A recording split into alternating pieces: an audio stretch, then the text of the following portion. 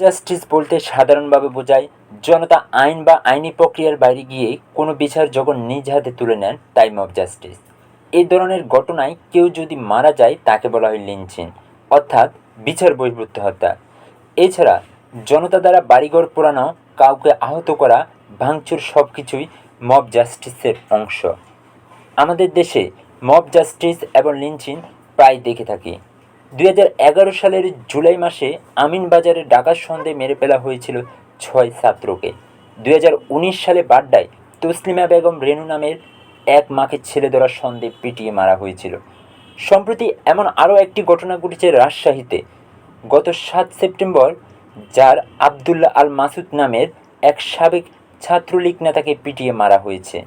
Deutsche ভেলের এক প্রতিবেদন অনুযায়ী বাংলাদেশে 2011 থেকে 2018 সাল পর্যন্ত গণপিটুনিতে 800 জনকে হত্যা করা হয়েছিল। এরপর গত 6.5 বছরে গণপিটুনিতে নিহত হয়েছে আরও প্রায় 286 জন।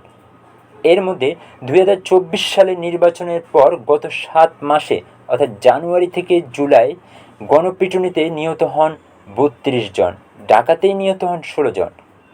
মব জাস্টিসের ঘটনার কারণ কি? একটা দেশ বা সমাজে মব জাস্টিস ও মব লিঞ্চিং বিভিন্ন কারণে দেখা দেয়।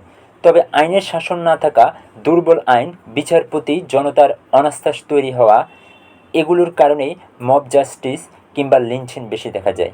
এছাড়া মানুষ যখন ক্রমাগত অন্যায় আর বিচারহীনতা অতিষ্ঠ হয়ে ওঠে তখনই মব জাস্টিসের নামে লিঞ্চিং মবের প্রেক্ষাপট তৈরি হয়।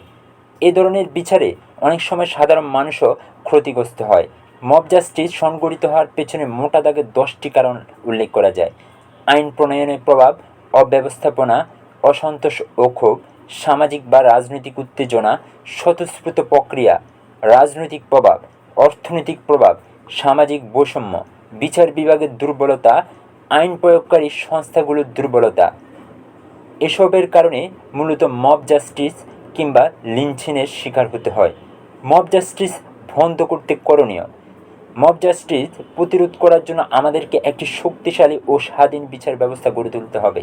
সরকারকে আইন প্রয়োগকারী সংস্থাগুলো আরও বেশি শক্তিশালী ও মজবুত করতে হবে। দুর্নীতিকে শক্ত হাতে দমনের কঠোর ব্যবস্থা নিতে হবে। সবচেয়ে গুরুত্বপূর্ণ হলো জনগণকে সচেতন হতে হবে তাদের অধিকার সম্পর্কে এবং মব জাস্টিসের বিরুদ্ধে কথা বলতে হবে।